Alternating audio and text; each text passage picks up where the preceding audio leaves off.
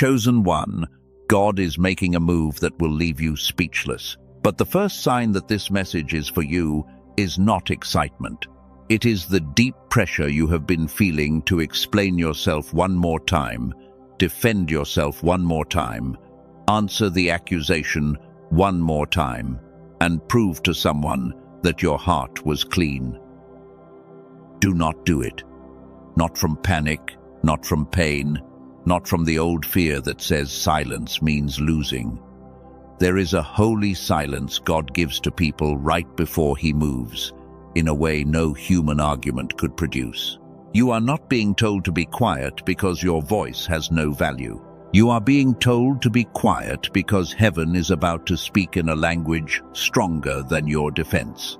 Some doors are not opened by force. Some names are not cleared by explanation. Some battles are not won by volume. They are won when the chosen one finally stops touching what God has already taken into His hands. And if your spirit recognizes this, breathe slowly. The hallway may still look empty, the door may still look closed, but there is movement on the other side. And this time, you will not have to beg anyone to see it. This is for the part of you that has been tired in the throat, tired from holding back tears, tired from rehearsing conversations, tired from explaining the same wound to people who keep acting like they cannot hear. You have been carrying too much in your mouth. Explanations, defenses, apologies you did not owe, careful sentences built to keep other people comfortable while your own spirit was breaking quietly. Every time you tried to make your heart visible, another part of you felt more invisible. That pain is real. Chosen one. This is why the pressure has been so heavy.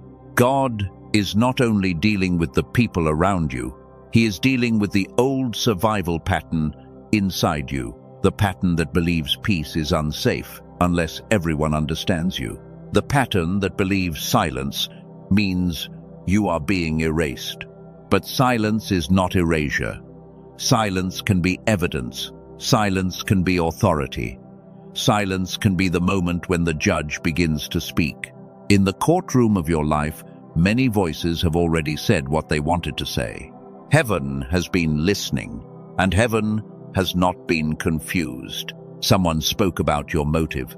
Someone questioned your heart.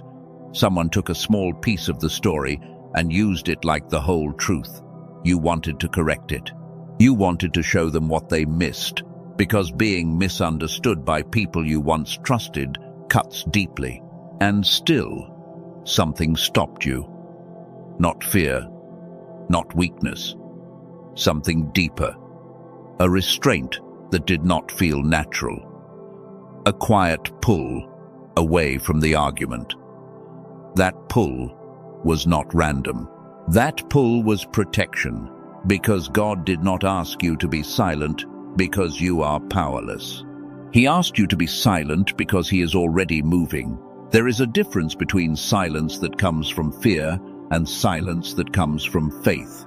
Fearful silence hides. Faithful silence stands. Fearful silence shrinks. Faithful silence watches. This is the silence rising over your life. It is not empty. It is not passive. It is not the sound of defeat. It is the sound of a chosen one learning not to interrupt divine timing with anxious speech. It is the sound of your old self losing control while your new self learns peace. You are going to feel the temptation again. Someone will say the wrong thing. A message may come through that pulls at your wound. A memory may return at night, and suddenly your mind will begin building the speech again. Every sentence will sound necessary while your pain is hot. Breathe before you answer. Let your body settle first. Let your hands open. Let your jaw loosen. The first voice that rises after pain is often not wisdom. It is relief, looking for a way out.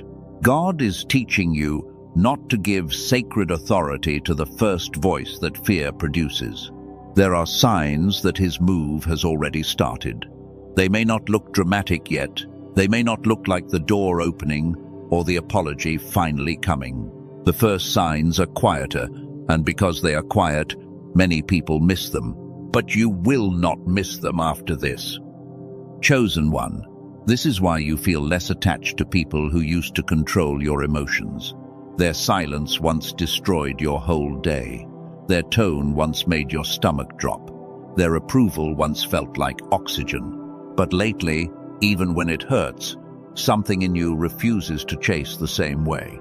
That is not coldness. That is not pride. That is healing, becoming stronger than attachment. God is loosening the hooks that fear used to keep in your spirit. You can love without begging. You can forgive without returning. You can care without handing someone the remote control to your peace. Chosen one, this is why your old reaction feels unavailable. You can still feel the pain. You can still feel the injustice. You can still feel that sharp rise in your chest when a person speaks from ignorance. But something interrupts the old pattern before it becomes your mouth. That interruption is mercy. It is God placing a guard at the gate of your words. The version of you that once responded fast is being replaced by a version that waits for clean instruction. Fast is not always faithful. Loud is not always true. Chosen one, this is why certain conversations keep closing without your effort. You wanted closure from them, but God began closing the emotional door in you. You expected a final talk. You expected a perfect explanation. You expected a moment where everything would finally make sense. Instead, the appetite for that conversation started fading. That fading is a sign. God is making you unavailable for cycles that need your reaction to stay alive. When you stop feeding the loop begins to starve. That is movement. Chosen one, this is why you keep sensing weight when your fear says act. Weight can feel like denial when you are tired. Weight can feel like abandonment when you want proof. But sometimes, wait is the word that protects you from a decision made by fear. God is not late because you are anxious. God is not inactive because you cannot see him. The seed does not shout while it is growing under the soil. The hallway is quiet because the room is being prepared. The silence is not absence. Chosen one, this is why you feel grief and relief at the same time. Grief because some things are ending. Relief because part of you already knows they needed to end. Grief because you loved what could not come with you. Relief because God is no longer letting you confuse history with covenant. This is where many chosen ones turn back. They feel the ache of release and call it a mistake. They feel the quiet after separation and assume they have lost something. But not all emptiness is loss. Some emptiness is room.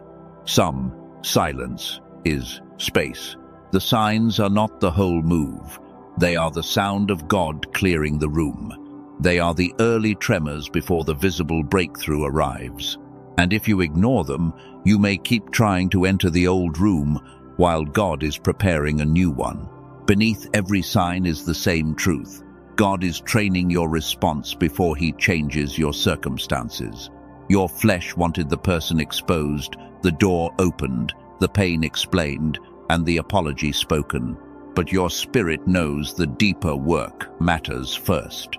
Because if the door opens while the old pattern still owns you, you may walk into a new season with an old mouth. You may carry fresh favor with stale fear. You may receive a God-made opportunity and still sabotage it with the same need to be seen by the wrong people. That is why God trains the chosen one in silence, not to punish you, not to make you small, not to make you accept what is harmful. Silence is not permission for abuse. Silence is not denial of truth. Silence is not pretending everything is fine when something requires wise action. This silence is different. This silence is the pause before obedience. It is the space where you ask, what is moving me right now? Is it wisdom? Is it fear? Is it revenge? Is it guilt? Is it the Holy Spirit within? or is it the old wound asking for control? If the action comes from panic, pause. If the words feel like knives, wait. If your body is shaking because it needs relief, breathe before you send anything. Not every true sentence is meant for this moment. Not every honest feeling is meant to become a public response. God is teaching you stewardship over your mouth. Your words matter. Your agreement matters. Your timing matters. There are things you can say too early and make heavier. There are things you can explain too much and make smaller. There are truths that need silence around them while God gives them weight. This is why you may feel hidden. Hidden does not mean forgotten. Hidden means covered. Hidden means protected while the move is still forming. A seed is hidden before harvest. A child is hidden before birth. A king can be hidden in a field before the crown touches his head. You are being formed into someone who can receive without performing. Someone who can be blessed without proving. Someone who can walk through a door without needing every person from the old hallway to approve it. That is a different kind of strength. That is not noise. That is authority. God is healing that in you. He is not only changing what happened around you, He is restoring what fear changed inside you. He is teaching your nervous system that obedience can feel quiet. He is teaching your mind that peace is not the same as danger, and there is something tender here. The childlike part of you is being restored. Not the childish part that reacts from impulse, but the childlike part that can receive, trust, learn, wonder, and hear. Before the world trained you to overthink everything, there was a clarity in you. Before disappointment taught you to brace for impact, you reached. Before criticism taught you to shrink, you created. Before betrayal taught you to scan every room for danger, you knew how to be present. God has not forgotten that original clarity. What you have just felt, the pull toward calm, the ache for clarity, the longing to return to a cleaner way of hearing, has a real place in both spirit and body. The Father can restore the soul, and there are also simple ways the mind can be helped to remember its wholeness. Some people in quiet rooms of research have studied what happens when the two sides of the mind stop working as one. They have seen how modern pressure can dull the creative clarity many people had as children. They have also found that a short 8-minute auditory path can support the return to whole mind focus. That is not the center of this message. God is. But it may matter later for the chosen one who has been calling brain fog a spiritual failure, when part of the story may be a tired mind asking for restoration. Keep that thought gently. Do not force it, because the deeper truth comes first. God is not only changing your circumstance, He is restoring the mind that can receive the change without fear. He is restoring the heart that can watch without grabbing. He is restoring the mouth that can speak when it is time and stay closed when silence is holy. The move of God will not need your panic to prove it is real. It will not need you to beg every person to understand. It will not need you to chase the old room, rehearse the old speech, or keep touching the old wound. What He is doing will carry its own weight. So, stand in the hallway with clean hands. Listen for movement behind the door. Let the old explanation fall from your tongue before it becomes another chain. The door may still look closed, but heaven is not still. The room is being prepared, and the chosen one is being prepared with it. The hallway becomes a shoreline. You have been standing before a closed door, but the spirit of this moment looks like water in front of you and pressure behind you. Moses knew that place. The people knew that place. The body knows that place when there seems to be no clean option left. There is a kind of fear that speaks fast. It looks for someone to blame. It searches for proof that trusting God was a mistake. That was the sound rising among the people at the Red Sea. because the path behind them had turned dangerous, and the path in front of them looked impossible. Water in front, an enemy behind, fear within. That is the place where human instinct wants noise, but divine instruction calls for stillness. God did not ask Moses to win a debate on the shoreline. He did not ask him to convince every frightened voice. He gave him a command that made no sense to panic. Stand still, hold your peace, watch the salvation of the Lord. That is not the language of denial. That is the language of authority. It is the sound of heaven telling human fear to stop taking the microphone before the waters move. Chosen one, this is why your current season has felt so tight. Something behind you is too painful to return to. Something in front of you looks too closed to enter. The old version of you wants to speak because speaking feels like motion, and motion feels safer than trust. But not all motion is obedience. Some motion is panic dressed like responsibility. Some speaking is fear wearing the mask of clarity. Some defending is the old wound trying to stay in control. God is not asking you to freeze. He is asking you to stop moving from the wrong source. Moses stood where logic ran out. The people could not swim across that sea. They could not fight what was behind them. They could not explain their way into safety. If the miracle was going to happen, it had to come from a place beyond human management. That is the point of a Red Sea season. It brings you to the end of your control without bringing you to the end of your God. It shows you the limit of your argument. It shows you the limit of your strength. Then it teaches your spirit to wait for a sound only heaven can release. You may be there right now. The relationship is too tangled.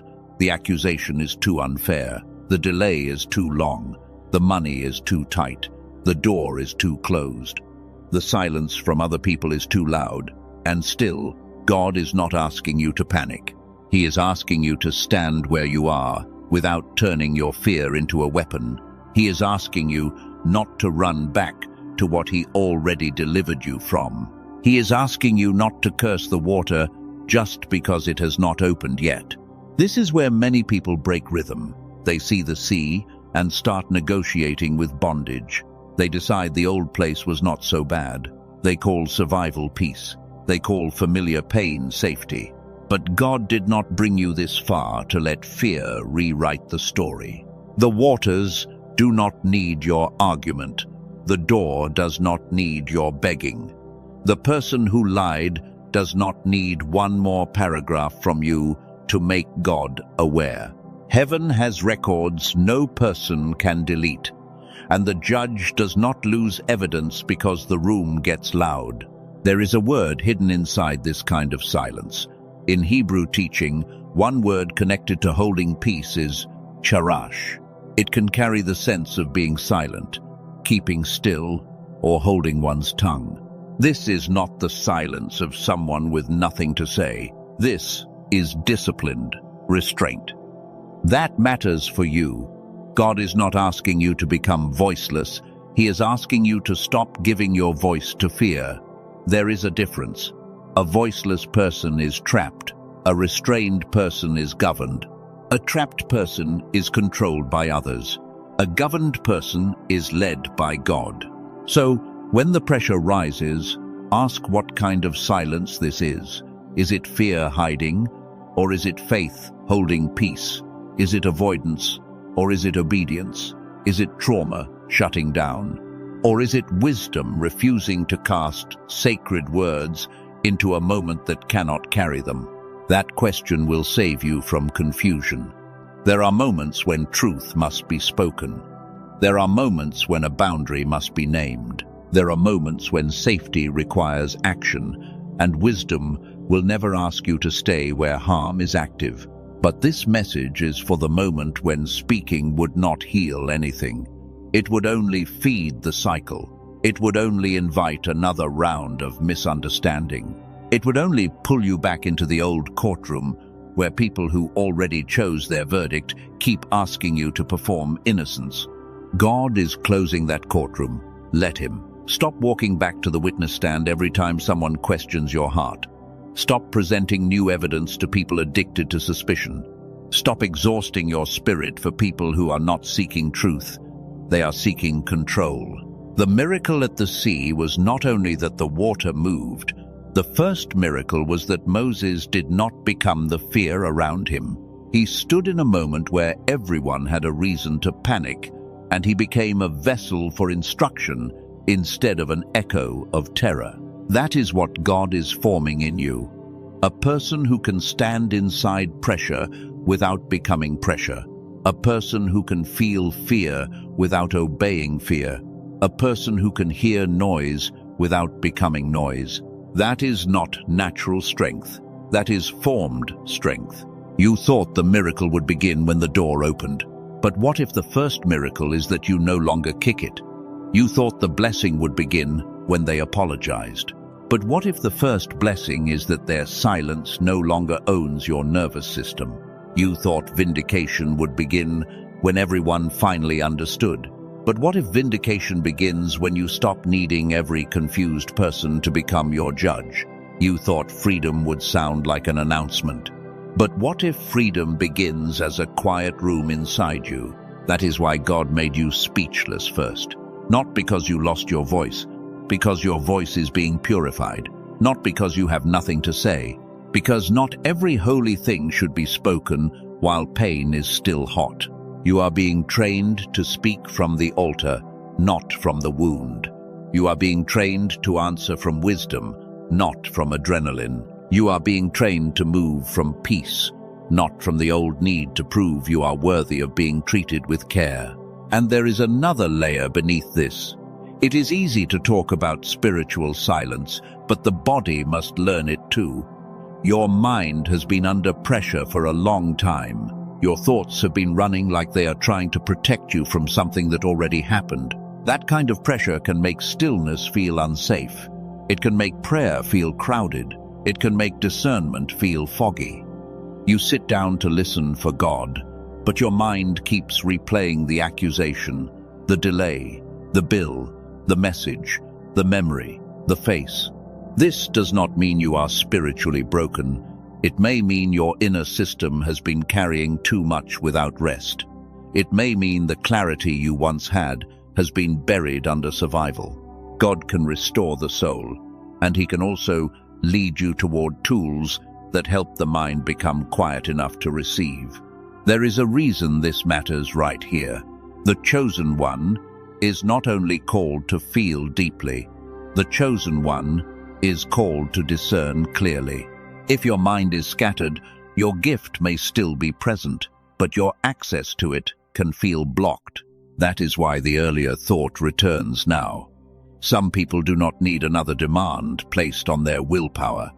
They need a gentle way to support clarity from underneath the noise. Not hype, not a trick. Not another heavy routine they will quit after 3 days.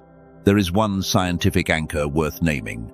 Dr. Roger Sperry won the Nobel Prize in 1981 for work connected to split brain research. His discoveries helped the world understand that the two sides of the brain can process in different ways, and that deeper connection can matter greatly. Think about that with reverence. Two sides, one mind, different strengths, one life. When those parts work together, many people describe a cleaner kind of focus, a more creative state, and a stronger ability to move through problems without feeling trapped inside one narrow channel. This is not separate from your spiritual life. It is not above God. It is simply one more reminder that the Creator designed you with depth. Your mind is not an accident. Your creativity is not random. Your ability to hear, connect, imagine, solve, and receive is part of your God-given design. Many children seem to live close to that design. They learn quickly, they imagine freely, they ask bold questions, they trust what they sense. Then, life begins pressing on them. School pressure, work pressure, screens, stress, disappointment, fear, and constant noise can slowly train the mind away from that free clarity. You may remember that loss. You may remember being sharper. You may remember ideas coming faster. You may remember a time when your inner world felt open, not crowded. And somewhere along the way, you started calling the fog your personality. It is not your personality. It is not your destiny. It is not proof that God skipped over you. It may be a sign that the childlike clarity in you has been covered, and restoration may need both spiritual surrender and practical support. That is why a team led by Dr. Daniel Barone in New York worked on a simple auditory sequence built around neural sync technology. They call it the Genius Switch. It was designed to support whole brain activation in a way that fits into only 8 minutes a day. It is not a meditation app. It is not a $7,000 machine. It is not another complicated practice that demands you become a different person overnight.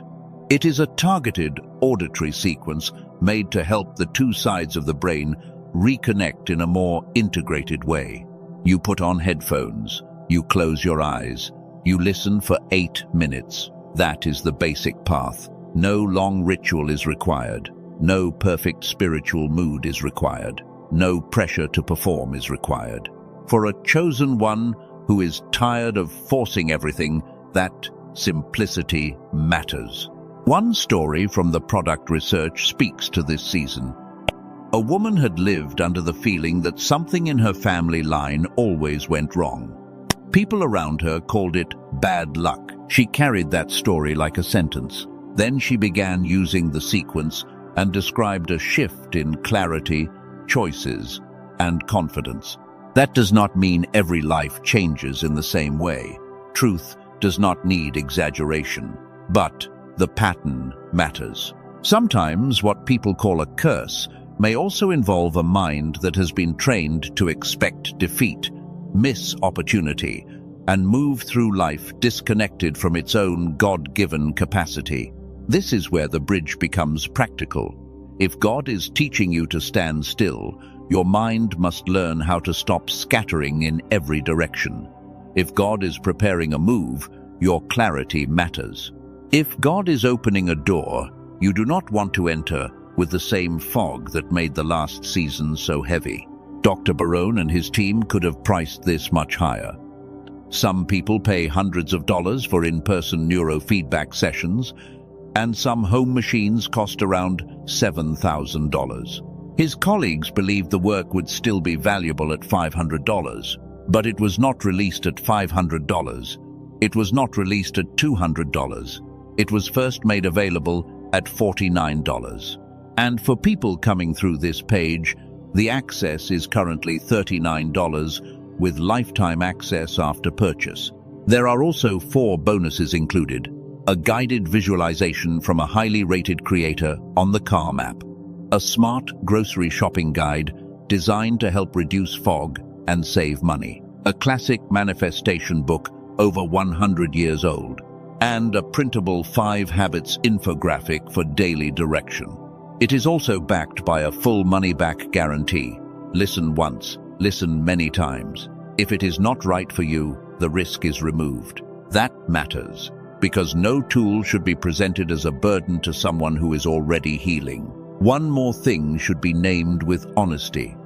If you search for similar tracks on large platforms, you may find many things using powerful-sounding names. Dr. Barone's team warns that most do not contain the actual neural sync technology they built. The direct page is the safest place to understand what is real. If your spirit confirms it, the link in the description and the pinned comment points to where his team made it available. No pressure, no fear. Just a simple next step for the chosen one who feels God restoring not only the heart, but the mind that can receive with clarity. And the message returns to the shoreline. Tools can support clarity, but God remains the mover of the waters. The sequence may help the mind quiet down, but obedience still belongs to the spirit. The door may be prepared on the other side, but your hands must still learn not to force it open. Moses did not need to explain the sea into movement. He needed to obey the instruction given at the edge of impossibility. You do not need to argue your way into what God has already appointed. You need to stand clean, listen deeply, and refuse to let panic become your prophet. The water will move when God commands it. The room will open when preparation is complete. The truth will rise when the judge speaks. Until then, hold your peace, not because you are empty.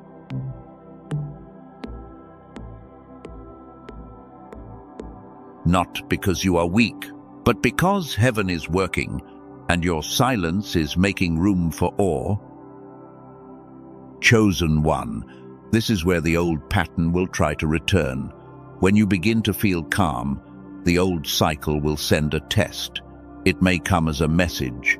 It may come as a look.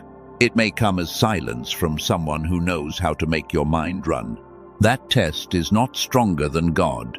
It is only familiar. Familiar pain can feel powerful because your body remembers it before wisdom gets to speak. That is why you must not answer too quickly. Speed can make an old wound sound like divine instruction. The temptation is to touch what God has already taken into his hands. You want to help him. You want to hurry him. You want to make sure he understands every detail. But God does not need panic to complete what he already started. He needs your trust. This is the obstacle in front of you. It is not only the person who lied. It is not only the door that stayed closed. It is not only the delay or the pressure. The obstacle is the old need to control the story before God finishes the next page. Reaction addiction is real. Your body can become trained to feel temporary relief after you respond, defend, correct, or expose. For a few minutes, it feels like power. The chest loosens. The mind says, "I finally said it." But later, heaviness returns. That is how cycles keep eating your peace. They invite you to react, then punish you for reacting. They provoke you, then call you unstable. They wound you, then use your response as proof that they were right about you. Chosen one, do not keep handing them that evidence. God is not asking you to ignore what happened. He is asking you not to answer what he is already addressing. Let that land. He saw the message. He heard the tone. He knows the missing context. He watched the moment